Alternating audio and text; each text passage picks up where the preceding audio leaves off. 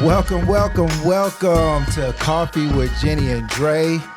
My name is Dre, and my beautiful co-host is Mrs. Jennifer Jones. She hates being called Jennifer, but I did it anyway. Hey, so this is episode 10. We're doing our thing right now, man. Right. We're actually picking up some momentum. We're actually going into some things. We're going to do these episodes of 10 a season, but it's 10 in each episode, correct? It's 10 in each season. 10 episodes in each season. There you go. Okay. Hey, I'm gonna add a new segment in. I'm gonna add a segment where I sing. No, nobody. No. And then y'all let me know if I should keep this segment in. Okay. Y'all let me know. Let's do it. Here we go, y'all. Y'all let me know if I can keep this in. Let's go. Packing that bag you unpacked yesterday. Watching the world through the window pane from the second row of a 10-man van that you been calling home. It ain't quite the loud you dreamed about when mama called and you just sound, 'cause you're on stage at a damn old one-off show. Come on now. Okay. You tell me about the old guitars, the songs that bought the house and cars, and how your hometown's proud of where you are, and your name upon the marquee Okay, signs, baby, I think we're done. but not the stars that turn to find you at end. Come on now. Okay. And the lights go down. Shit, I killed that shit. Yeah, that's the part. They don't tell you about. That's the part he didn't tell me about. I just killed that shit, man. I'm walking off the set. I killed that shit. I'm going to talk about coffee after that part. All right, give me a kiss. Okay. That was good. Thank you for, maybe we'll try harmonizing. No. time. I'm doing this shit every time.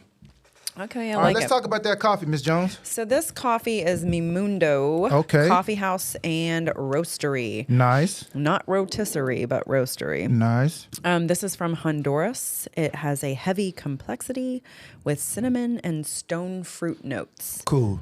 I like it. We've been there before. Super cute. In Round Rock, Texas. Yep. So let me taste it real quick before you get to talking. I could have made it a little stronger, but it's good. No bitterness. Okay, yeah, I can feel it. My mom told me that she was watching, and when I was last time, I was like, "What is it? Is it sour or whatever?" And she was like, "Jenni, you're looking for the word bitter." I was like, "Okay." Why is there? Oh, I just kissed you. I'm saying, why the fuck I got lipstick on my cup? I forgot I just kissed you. I was like, what the hell? Do I got some shit on my lips now? No. Like, shit. Nothing like that lipstick. So I like this. No, I do too. Hey, shout out to Luke. Luke Combs, if you need somebody to come and sing background or just like open up for you, man, just holla at me, man. You can reach me at Coffee with Jenni Dre. That's our Instagram. Also our TikTok. Also our YouTube. I mean, just hit me up. I'm free. I'm available. He's going to be calling you. I'm available. So, yeah, man, let's catch people up, man. I mean, before we get into everything, what have we been doing lately, man? Well, we had the kids on last show. We had the kids on last show. It was wild. Let's tell them about all the stupid shows you have me watching, like Love Is Blind and shit. It's so good. Everybody's watching it. Yeah, like she has me watching these shows. We not giving no recaps or no shit like that. But the Love Is Blind reunion is tonight. Okay. Looking forward to it. We getting that popcorn and some wine and getting it popping. Man. Yeah. Because there's all kinds of, I mean, with all this stuff with Jeremy. Who is with Jeremy and with Clay? Schmermy. And what is his ex calling him? Schmermy. I don't know. That's what she's calling him. She won't call him by his name because these are all allegations against him. But he's in some trouble. I don't think he's in no trouble. But it's gonna be a good. They're on Clay's. Yeah. But. Well, only because he's blinking a lot like this and shit. He continuously. Because his eyes are dry. No. Because he even said it. He wears contacts. So he's like, man, my shit's be dry. So I be having to like get the blinking on like this and shit. But let's also say this. Like you always say, I make you watch these shows. You thoroughly enjoy these shows. No. I don't. We were watching I hate The Bachelor. We were watching it last night. What'd you do? You came in and started staring at the TV. Yeah, And then you're like, 'cause why is she back? What's going on? I just, what do you mean? Ask the question. You're I don't engaging. I do like Love Is Blind, and I do like Married at First Sight. Both are, and it's amazing to me that it works. It like does. these people are, it's more successful than The Bachelor. What is?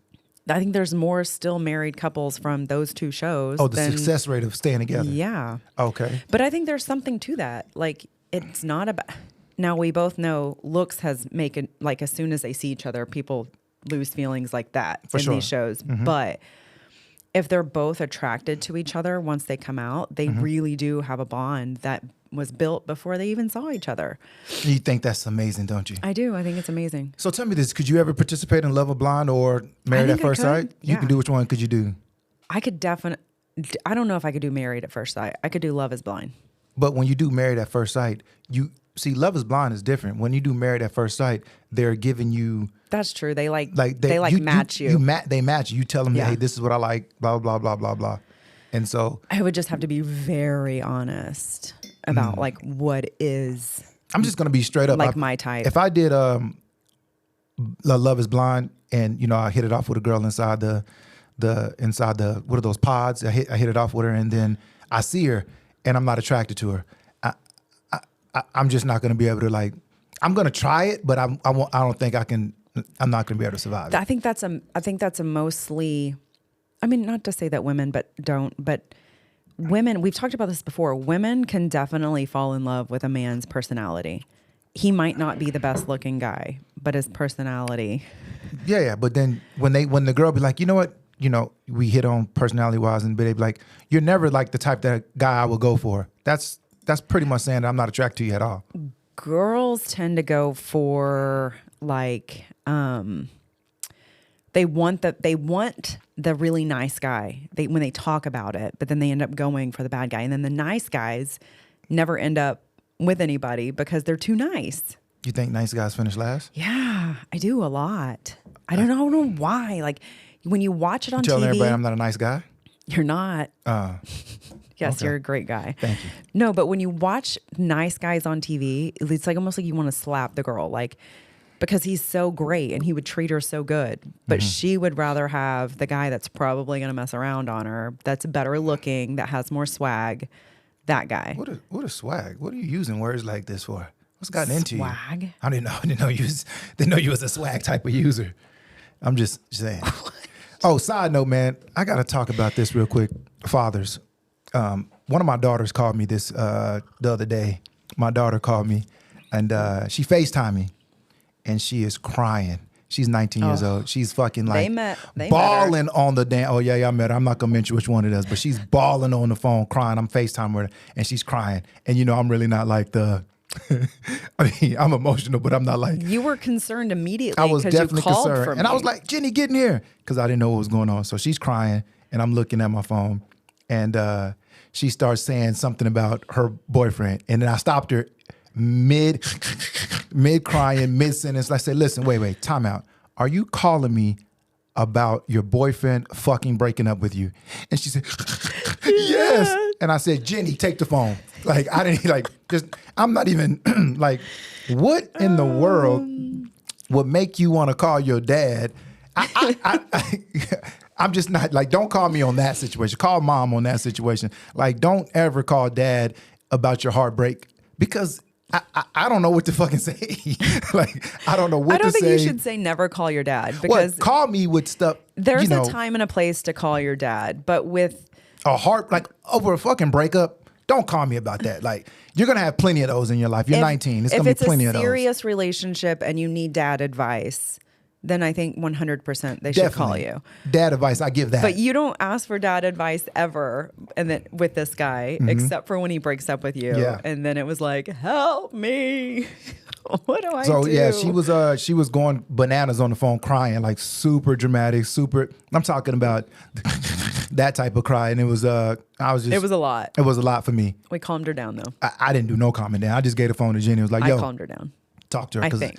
I have nothing to say. And then what? That night, I think they were back together or something. I don't know. So fellas, I don't know how y'all do it with y'all daughters or how y'all approach that situation, but like, what do you do when your daughter calls you about a damn heartbreak? Ain't that a mom thing, or is that? I don't think that's a there's dad's a lot thing. of dads that would listen. No. No, I don't even want to listen. But a lot of dads y'all probably. But I don't. But like, what? But what if she was married and called you on like some advice? About what though? Relationship advice. Or why he's acting like this? Or I can give that type of advice. But all the like. Just like being crying. Not the 19-year-old crying over a boy type of thing. Like I'm not gonna. She was pretty hysterical. She was pretty hysterical, man. But man, hey, we've been blabbing off about different stuff. Let's jump right into this. Yeah. Let's jump into the pod. Yeah, but when you're a kid or that age, you think that's all that matters. Is what? Just the person you're with at that time? That moment and that time. Yeah. Like this is all that matters. Remember when you were in high school? I didn't do no crying. I'm not talking about girls. Did I break crying. some hearts? Shit. You were in love in high school, so stop it. I was in love in high school? Yeah. Do we need to say her name? Nah. What? You don't even know who the woman I talked to in high school. I might have told you, but yeah. What are you looking at me like you crazy for? What are you talking about? Was I in love?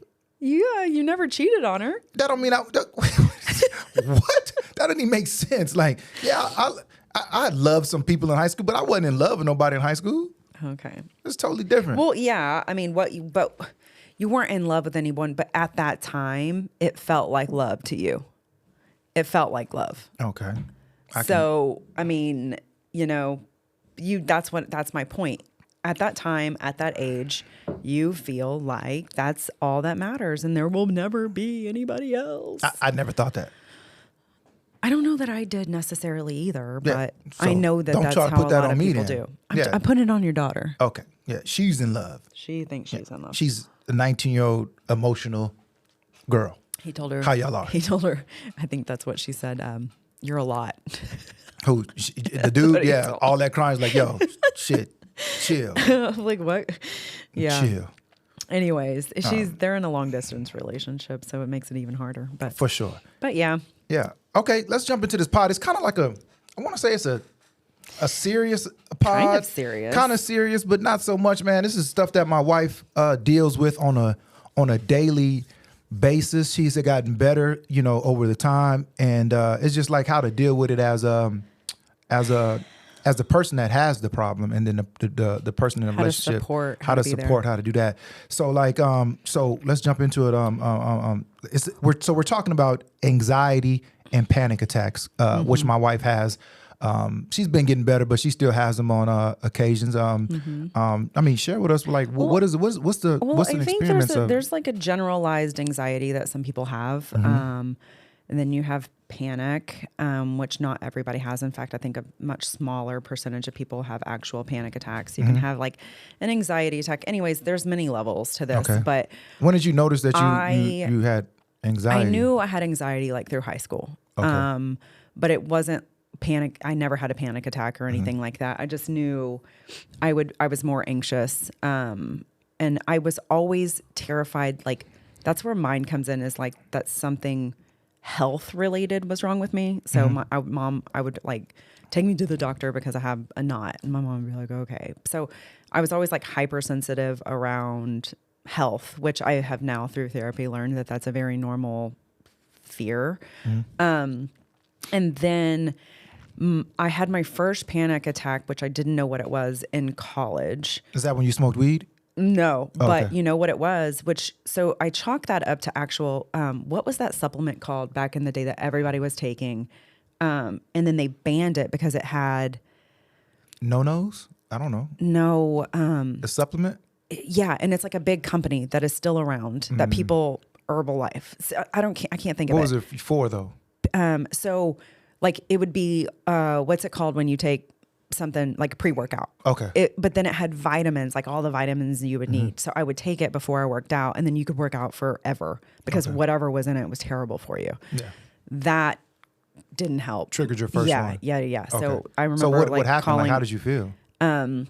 Just heart racing. You feel like you're about to die and you don't know why.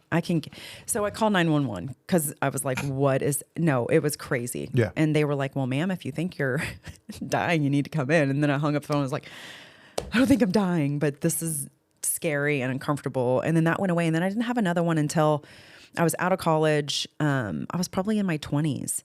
And then that's when like everything started getting really bad, which I knew I had anxiety. So through all of this, what I figured out, it got so bad. I mean, it was like at work, I was having panic attacks and if you've never experienced a panic attack, it is wild. I mean, your whole body takes over and you feel like you're dying, and your logical side of so you're in fight or flight.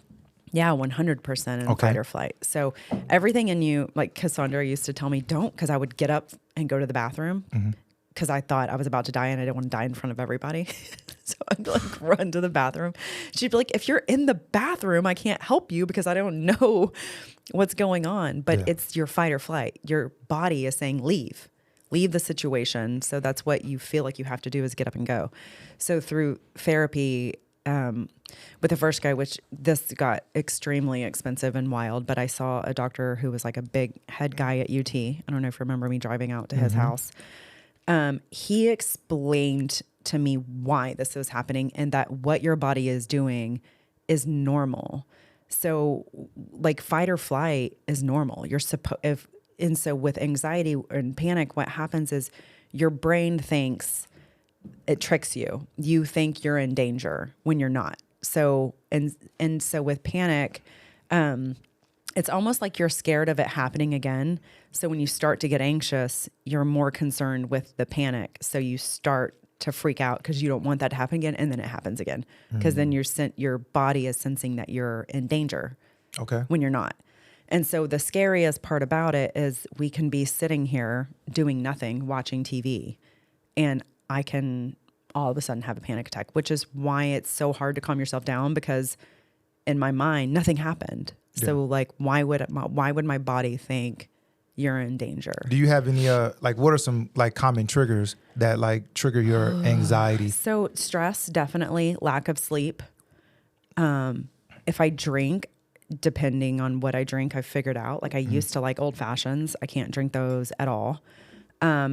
Alcohol definitely is not good for it. Coffee isn't either, yet I drink coffee every day. But once I saw that doctor and I understood what it was, that helped me. He could walk me through every symptom that I had and then explain why I was having that symptom. So that helped me to understand it. Okay. And then it didn't really until I was pregnant with Naomi and I saw that the other therapist, because I got so tired of it. I was like, I have to talk to somebody else and see what's going on. That's when I found out most of this was based off of like traumas from childhood, which you knew when I met you. Yeah, I didn't have the best. There was things that happened in my childhood, but I never used it as a reason for anything to be wrong with my life. Like I never wanted to say, oh, because of this, I'm like this. I was real big on not doing that. So when I started seeing her, she did this like crazy, I still think is like the most wild thing she's ever done. But it was like, it was like some type of hypno maybe, but not really, where you had to lay down and you had to like count backwards and you had to think about the way your head felt, the way your eyes felt, the way your nose felt. It was wild. And I didn't believe in it at all. And I remember thinking, this is so dumb. I cannot believe we're doing this.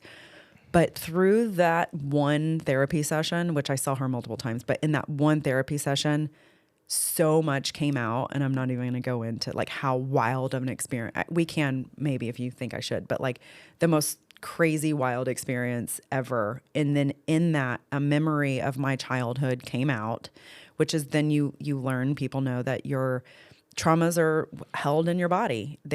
Your energy of it is held in your body and it comes out in different ways. Mm-hmm. And so with some of the trauma that I experienced as a kid, I bottled it up basically, and it was just hanging out. And so once that memory came out and I released it, and I just started bawling, which was, it's so weird to think about how that happened.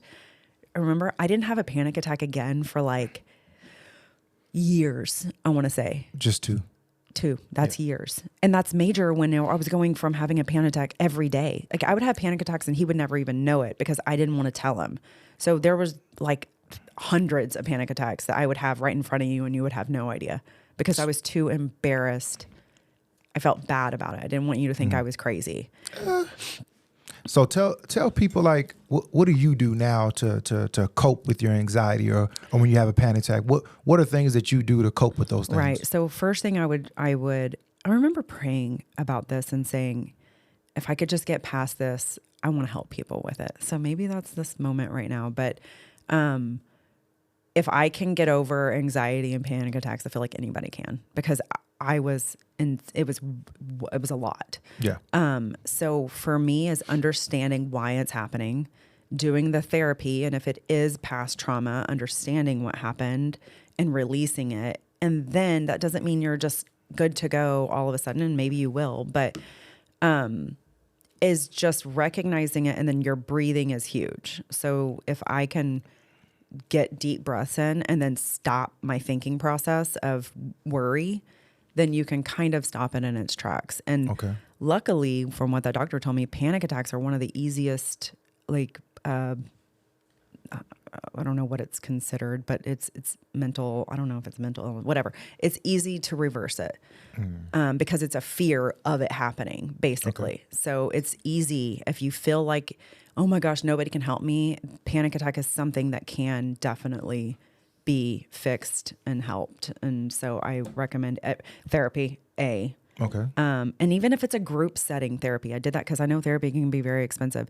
Do it in a group of people, and then you'll realize that's what I did with her. And then she would do like one individual or whatever, which is where all my stuff came out. But in a group, when they talk about their experiences, then you go, I'm not crazy. That same thing happened to that person. So not that I talked a lot in group therapy, I probably didn't at all actually, but just listening to their shit, I was like, oh, I'm normal. I'm good. Because a lot of people go through the same thing. Same thing. So, or worse. And then it makes you feel even more normal. So you feel like coping with it is definitely seek out some counseling, therapy, and get that going. Absolutely. Figure out whatever that trauma is coming from, and absolutely start from there, and then that progressively gets you better in those ways. What are some ways like your partner can support you when you're going through an anxiety or panic attack? I think not making you feel shameful for it, to where you feel safe saying, hey, right now maybe it's like, hey, I'm at a 10. Mm-hmm. I need to disappear for a second or whatever. Just having an understanding of where you are, and every day can be different. So just having an open line of communication on how you're feeling helps. Feeling supported, for me, I hid it from you for a long time. Not hid it, like you knew I had them, but I don't think I ever let you know how bad it was because I was embarrassed of it. I felt like I was weak for having it. I should be able to control this. I should be able to get through this. I don't need help. Like that type of thing. And it wasn't until I released that helped me to actually get better. But I mean, even right now I hear people all the time. I mean, like my brother's girlfriend, she's never really had it. All of a sudden she's having panic attacks. So she's like, what is going on? So when you never had them and then you finally have one, it's like a shock. Your friend called you the other day. Yeah. He was going to drive himself, or was driving himself to the hospital. Yeah. Because he thought he was dying. Trigger Trey, shout out, baby. Sorry, buddy. But that tells you how scary they are. And in the moment, you genuinely feel like, I am dying. And then my fear is, it got worse when I had kids, because the fear of leaving them is what freaks me out. So anytime my body feels weird, I'm like, and then my brain will just be like, what if? And then yeah. So just feeling supported, which is what you do. I can come to you now and be like, tell you, hey, I generally do it like right in the middle of one instead of right before. Yeah. I'll be like, I'm having a panic attack. The scariest ones though are the ones that I've had in the middle of the night because I'm sleeping. Yeah. And I wake up to them. And so those are the ones where my body is like shaking uncontrollably from all the adrenaline, because it scared the crap out of me, basically. And so when that's happened, I scare him because I'm like standing over him on the side of the bed, like, so this was happening, like, so me. She be having a panic attack or something, right? And it's like 4 a.m. I'm dead asleep. And then Next thing I know, she's standing above me, you know what I'm saying, shivering and shit, like standing on the side of the bed. And I'm like, what the fuck? Because, you know, it's you waking me up and you're having a panic attack. So yeah, it can be scary sometimes, man. But to piggyback on the support part, as like me personally, I didn't know how to deal with it at first, because I'm like, I feel like I've never been depressed. I feel like I'm never stressed out. Yeah, I've never had an anxiety attack. I've never had a panic attack.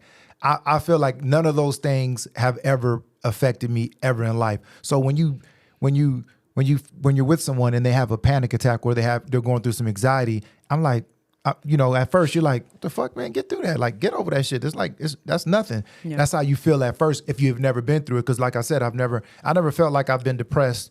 I've never felt I've been, oh my God, this is so stressful. Because I feel like I love stressful moments. I feel like I perform the best. Thrive. I thrive and I perform the best during stressful moments. If I have to figure out things, I feel like I operate the best. So those things, like none of that ever bothers me. So when she was first, you know, having them at first, I would be like get over that shit. So that's probably what made her at first not want to tell me, because at first I was like, yo, you got to get over that, until I realized how bad they were for her and everything. And just, you know, seeing her shiver and shake and have to hold her, and or holding her hand while her hand is fucking sweaty puddle and shit, like having to hold her hand and, you know, doing things like that, because she also is scared to fly. So anytime we're on a plane and shit, she has to. Bad. If she doesn't drink a Jack and Coke, two of them before we take off, she's freaking out on the plane. I hate flying. And like literally, like she'll be like, let's hold hands, and I'm like, nah, fuck that. They're wet.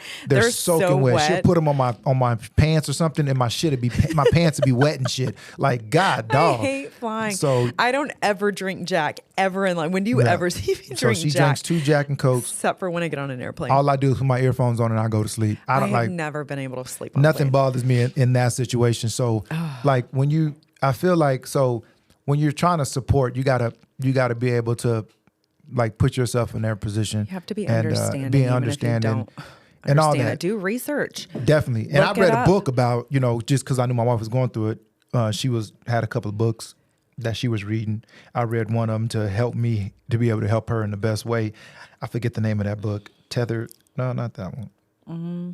There's one, and I don't know why I can't think of the name. I've read that book. I forget, but I've read the book just to figure out like what I can do, how I can support her, and, you know, and all those things. And actually, sorry to cut you off, but at the end of this, I want to link the book that I'm talking about for anyone out there that has it. This book, I don't know why I cannot think of the name of it. I think I've read it 4 or 5 times. Yeah. Made notes. Like, it is an amazing book. We'll put that somewhere for sure. But see, you know, like with the anxiety thing, like remember the other day when Corey went to the nurse, she was breathing, and the nurse asked you, did she have, Blakeland went to the nurse, and the nurse called and was like, does she have anxiety? And I'm like, what? Don't put that, like, don't even put that in my... I didn't want her even saying it out loud. Yeah, because to her. As 9 years old, I don't know, I'm not a child psychologist, but I feel like as a 9-year-old, what type of anxiety could she be... What that nurse thought she could, like, what kind of anxiety can she have? Because she's loved and has everything and just a free loving kid. If I have to say, like, if it were me and what I experienced as a child, maybe I could understand why a kid might have anxiety at that age. But looking at how she is and how our household is, I don't, but at the end of the day, what happened is she was running in PE laps, and then if you stopped, you had to do burpees, and she got to where she couldn't breathe because she was tired.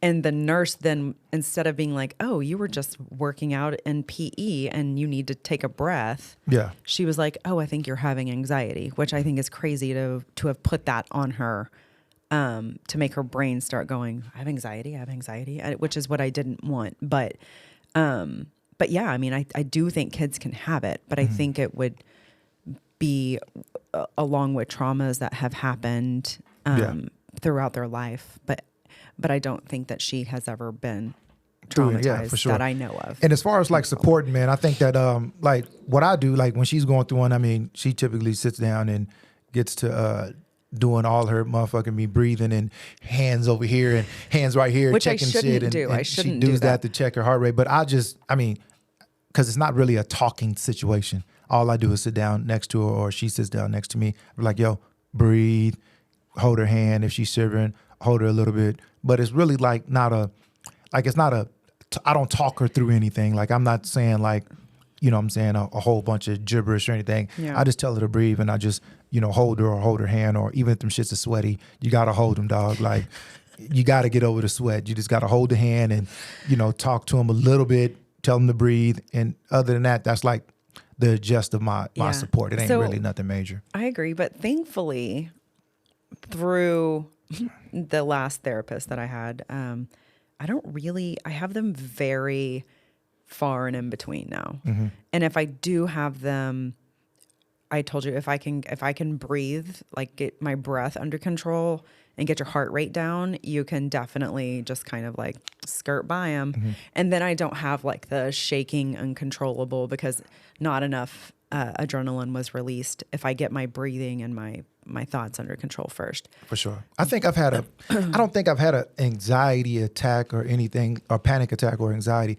but I have had before, like whenever, maybe it's one of those, but like when I get on the plane sometimes and I'm leaving my wife and my kids and all them at home, and I'm catching a flight somewhere, I sometimes feel, I don't want to say anxious or anything, but I just play back things in my head like, man, did I make sure I kissed everybody? Bye. Did I make sure that I told my wife I loved her? That I told the kids I loved them before I left? Did I give everybody a hug? Damn, I didn't see Naomi before she went to daycare. You know what I'm saying? Those things, because even if I was to, because if I was to die, and I'm not scared to die, if I was to die, I feel like I want to be able to make sure that I did everything I was supposed to do that day to make sure they're prepared for life. And I felt like I've done enough as a man, even though my youngest is 3 and my oldest is 22, I feel like I've done enough in life that if I was to die, that they're prepared to be able to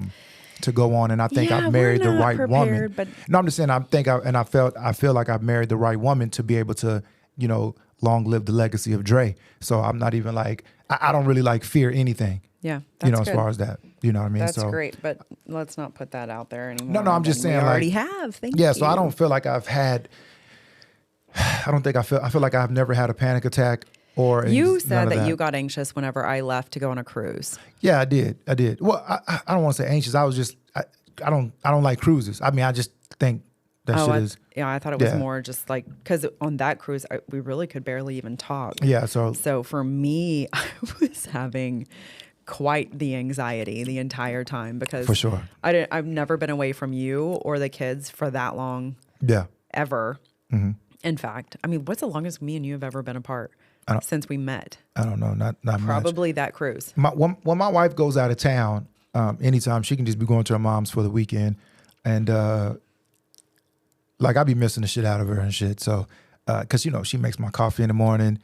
She cooks and shit for me and all that, right? So I feed you. She does all the things that are needed to be able to take care of me. And so whenever she leaves, you can even ask my boys. I be like moping around and shit. Like, I don't even be wanting to, like, I can't even do anything and shit because, she's not there. But because I be missing her. And plus, like I said, she does so much for me on my day-to-day that I wouldn't even probably even be able to cope if it was longer than but it's just a weekend or so. So no, this was like a week long. Yeah, this one was real long. Yeah, it was long, which was fun. And I went with my mom and my grandmother, and that was quite the trip. But even now, like if I leave you, I just went to Houston with the girls' gymnastics competitions. Anywhere I go that first night without you, I cannot sleep. I am just like all over the place. Mm-hmm. And I don't know, is that like just what happens when we get older? Like we're so used to being. That's a good thing. Yeah. Like some people, some men or women are just dying to get away from their significant other. No, but also they're like, they're codependent and that's bad, but I don't think it's that bad. Yeah, but they're just a little bit jealous, man. When you're in love and shit, man, and we're not faking the funk and we ain't just posting pictures on IG. That doesn't mean that we don't get on each other's nerves, because we definitely get on each other's nerves. We just love each other like that. But I do. I think I'm definitely like codependent on you. I mean, like, we will be together. I don't know what we're talking about anymore, but we will be together all morning. You'll leave or I'll leave. And you always like to blame me as if I call you so much, but your ass calls me too. He'll get in the car and call me as if we weren't just together. And then we're talking. Lies. And sometimes we're not even saying anything. We're just on the phone. And then you'll get to your destination and you're like, all right, I'll go back. Find a love like that, dog. I'm telling y'all. Okay. Find a love like that. Or some people are like, y'all are crazy. I wouldn't want. Find a love like that. And then 30 minutes goes by and here you are. I'm like, hey, babe. Me or you? We both do it. Ask Jayla. Jayla be like his dad again, isn't it? I'm like, yep. This girl's crazy. Hey, side note real quick. Hey, tell me if this is true, fellas. God. I guess you can say women too. So my daughters, they do gymnastics and they code. They do their damn thing. So I don't always go to all the gymnastics tournaments, right? Not because I don't want to, but sometimes I'll be working and things like that. She hit me. Really? Don't do that shit. She hit me with the other thing the other day. We was going back and forth about it. And she was like, if they were boys and it was basketball, you wouldn't miss any of it. And I thought to myself, I was talking to my boy Greg, and I was thinking to myself, like, yeah, you're right. Because, I mean, that's a boy thing. It could be a girl thing, too. But, like, if it was football, basketball, regardless, right? I feel like that's a father's duty to take the boys to basketball practice, football practice, all those things. Gymnastics, I go all the time, right? I go to them. But listen, y'all, at these gymnastics things, it's fucking little girls running all around and a bunch of moms. It's some dads there, but it's not like that. Like, it's not like that. And it's great. I go to support my girls and do all that, but like, I'm not trying to go to them shits every weekend because that should be boring. It's not every weekend, and they're not boring. 7 hours of this shit. Like 7 hours? Baby, they last an hour and a half to 2 hours max. The awards go longer than that. With awards. You're lying. I just went to the last one at Kalahari, and that shit was long. It wasn't. Maybe it was long because Naomi. She made that shit longer. Yeah, and I do it with Naomi by myself. Yeah, great job. But I'm saying, fellas, like, y'all feel me, right? Like, y'all agree with me, right? Like, if it was basketball or football and me taking the boys to practice and training and doing all that, that's a little bit different because, like... No, it's not. Your girls can go to train. I get that, but I enjoy watching football, basketball, baseball. I said we both like volleyball. I know, but I don't enjoy watching gymnastics. Then I'm just saying train them. They're in gymnastics basically for the fundamentals of it. Okay. I want them to learn to flip, to know how to control their bodies. Like, that's why they're there. They're going to be too tall. They're not going to be gymnasts. They're too tall, but they're learning to compete by themselves, out on a floor by themselves, but also with a team. So like what they're learning, the skills that they're learning, that's why I have them in gymnastics. I'm not worried about what they're learning. I think they're learning a great skill. I'm talking mainly about having to go all the time. I'm saying get them outside and train them in whatever you want to train them in. So I'm also this guy. I play basketball and I was good as fuck. Oh, God. So was I. Okay. Wow. So I play on the next level, but take me to Dave and Buster's. So what I'm saying is and I can beat you at basketball. So I'm big on this. If they don't ask for training, or like their interest in the sport, I'm not gonna push it on them. That's like dumb. I don't want to push it on them and have them, make them do a sport that they might not like. Though they are into volleyball. Both of them have said it. Okay. We don't ever do anything with it. Okay. I say let's do it. Okay. They're both going to be fast. We don't do anything with it. You think they get that from you or me, like being fast? I was on the sprint relay and the mile relay, which is not what it's called anymore. You went to a 1A school. And I ran a 200 and the open quarter. You went to a 1A school. I was a 2A school. Regardless, it's a clock time. I still had to compete in the district. It's a clock time. I mean, you went to a small school. Yeah. And I'm pigeon-toed, which makes me a little bit faster. Okay. What leg did you run in the relay? I can tell you how fast you were. I was either third or fourth. You didn't run no damn anchor. I did. Britt, cut I this was shit. She over here always lying. the fastest in the open quarter. Taylor, y'all cut this shit. She Open over here. quarter. This woman just said she ran anchor. Anchor? Mm-hmm. You know that's the last leg. No, I didn't run track. Please explain to me who is the fastest on a fucking relay, because I don't know. Wait. Okay. She ran anchor, y'all. I didn't run anchor every single time. I just said. But yes, did I run anchor? Yes. I was always the fastest in the open quarter, too.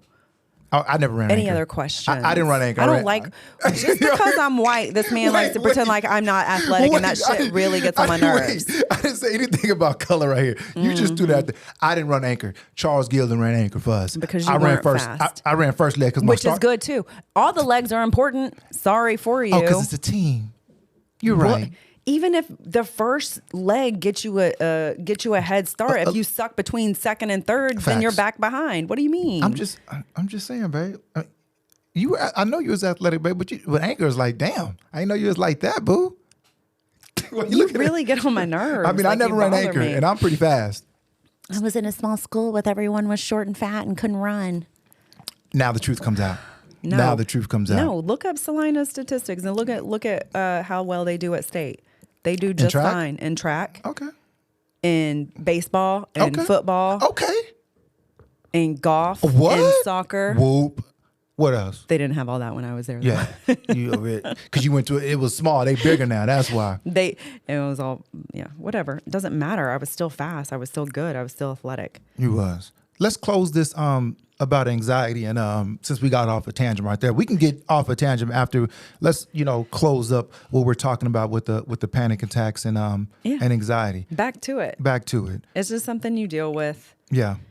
Strongly recommend reading books. Strongly recommend therapy to figure out why it's happening. Because if you're anything like me, you're going to think, there's no way, there's no reason for it to be happening, and I'm strong and I can do it. And there's nothing wrong with a little bit of help to help you understand why it's happening and to move on, because it can definitely mess up your life if you don't get a hold of it. So you feel strongly about therapy? Yeah. Okay. With anything? Yeah, because with anything, yeah. But for me, I would have never acknowledged that I had a problem or that I was in traumatic experiences as a child. I don't think that if I had anxiety or panic attack, I would go to because you therapy. don't believe in therapy. Whoa! Don't put that out there in the airways. She's not telling the truth. I believe in therapy a little bit. Oh my God! A little bit. No, you don't. He is lying, bold-faced. Okay, I believe therapy is good for a lot of people. I just don't think therapy is good for me. You're the prime example of what therapy could help you, probably. But you... What do you think that I would need to be what do you think a therapy needs to talk to me about? We've gone to therapy. I mean... But I did that for you. Yeah, and you sat there straight-faced and did absolutely nothing. And then he was like, well, ma'am... Sorry for you. You got a shitty man right here. He's gonna have to work on himself. No, straight up. Therapy does work, man. It just depends on where you're getting it from and how you're getting it. I and think what it's you very need important. Who you go to. You have to go to the right person. Yeah. It can't just be any therapist out there, especially if you're going for your marriage. Shout out to my therapist out there, man. Greg Ross, Jason Alves, Matt Jones. Oh my God. If Greg Marcus Ross and Anderson, Jason Alves are Marcus your therapists. Myers, Nick. Those are my therapists. Shout out to JD. Those are my therapists. Derek, Eric, Ryan. We need James Mary. on here. All especially the people Doc. Doc is really my therapist. Doc is my therapist if you really want to just break it down. I would love to get all of those people at this table and say, how many times has Under reached out to you because he needed something? I don't never need anything. Exactly. That's what's so great about me. But that's why they're not your therapist, because you don't go to them for anything. Yeah, we talk shit. That's all I need. Oh, God. Like I just need to talk shit a little bit. Yeah. So again, remember that? I'm my own therapist. That's ego. No. Nothing to do with ego, pride, or all that shit. I'm really my own therapist. Like, I really can talk to myself in a quiet space and figure out. Because, anyone can do that. It's been plenty of times where I'll be taking a shower and I'll be like, damn, I really yelled at her a little bit too harsh right there. I want to say I'm sorry. And then I get out the shower. And you don't. I don't say I'm sorry. But I thought it to myself, like, yo, I really want to say sorry. And I should. and I was wrong. And why do you not do it? What's the reason? There's no reason why I did it, because I did it already in the shower. I apologize. No, you just didn't hear me. didn't. I just didn't say it out to you. Remember the episode that we I just let it did? go in the shower. What can I do to better our relationship? Let go of your motherfucking ego. And that's what I mean by it. I'm just saying though, like, I mean, it's also times in the shower where I'm in the shower, taking a shower, and I'm thinking to myself, man, as soon as I get out of the shower, man, I'm finna Close your ears, kids. I'm finna make love. We finna get it on. It's finna be popping. You say and that. And then I get out the shower, and then I turn on Netflix. And I'm not asleep. Well, she's not asleep yet, but then I've already had in my head, man, I'm finna pop them cheeks. Oh, my bad. Yeah, I'm finna get pop. It's finna get popping in this bedroom. I get in the bed, man, you know what I'm saying? Turn on Netflix. And I'll be watching one of my motherfucking shows. Exactly. And I'll be like, damn. But I did in Last bed, night, though. I told you like 3 times to turn the show off. In bed, though, I'll be like, yep, it's finna go down. But damn, this motherfucking show getting good. This is what all I'm thinking in my head, man. The show getting good. Next thing I know, look over, you sleep. Yeah, because it's an hour later. Yeah. Just let me get to this of your good show. Yeah, so I'm done. So if y'all have any of those problems, turn the TV off. I feel you. What do you feel? I feel like when you said to yourself in your head, you like therapist wise, like if you can like say, hey man, I kind of fucked up. I did yell at her a little bit, harsh right there. You were your own therapist and you apologized to me to yourself. Facts. That's why you need a therapist. No, I feel like that's a start. It's not. It doesn't get us anywhere. That's a start. Okay, baby, we finna close this thing out. Where's this coffee from? Mi Mundo. Where is it located at? Round Rock, Texas. Round Rock, Texas. We just want to thank everybody for tuning in for season 1, man. This has been season 1. We're probably going to take a quick little break. It'll probably be a week, 2 weeks breaks, man, and we're going to come back with season 2. But next season, man, just be expecting. We're going to have a bunch of guests on. We're going to be talking about just a plethora of different things like we always do, man. Good word. You can always find us on YouTube. You can find us on IG. You can find us on TikTok. You can find us on... We also need y'all to put in your input on what you want us to talk about, or if you have questions, because we can talk about y'all's questions on marriage, business, kids, homeschooling, all that, garlic honey, onion honey, all that good stuff, sourdough, everything. But we just want to thank y'all, man, for just being patient with us, man, just enjoying us on our first season, man. We're just trying this thing out. I know everybody in the world damn near has a podcast or trying to do something in this space. Like I said, we're not trying to make no money. We're just really having a conversation with, I'm just having a conversation with my best friend. It's something that we do anyway if I get in the car and just drive 5 minutes and call it. We're just basically doing that out loud. And just also is something for us to just something for our kids can always have. If they be like, you know what I'm saying, that we put them all together and they can just one day, while we're older, they can just watch it and just